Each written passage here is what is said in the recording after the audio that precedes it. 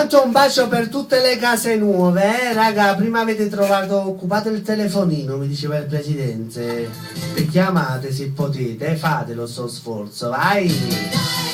Lascia un messaggio, Cinzia Oscar, qui a Radio Onda Verde. Andiamo per l'amica Ilaria da Poggiomarino. Ciao Ilaria, ancora per l'amica Emilia da Castellammare di Stabia. Ciao Emi.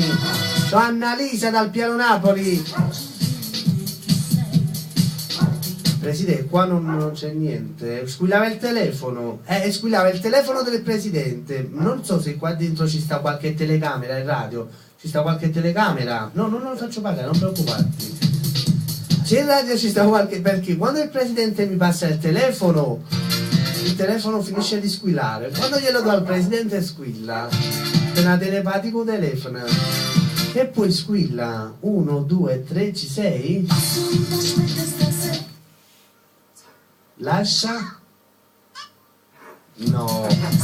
Dai, solo lo squillo no. Uno squillo no. Continua. Abbiamo tempo fino alle 8, vai. No, non ti faccio pagare, non preoccuparti.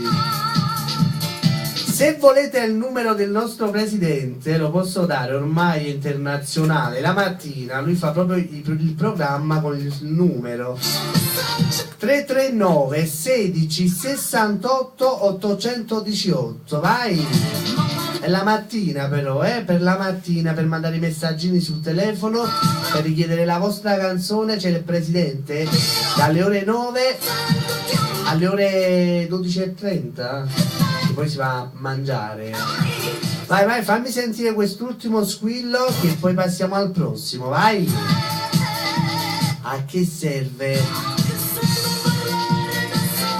Ci sei? Eccola. Sì, che messaggio? Che messaggio? No, dai. Però mi piace sta suoneria, mi piace. Se dopo me la puoi passare, me la passi sul mio telefonino, presidente, si può fare, Pronto? Pronto?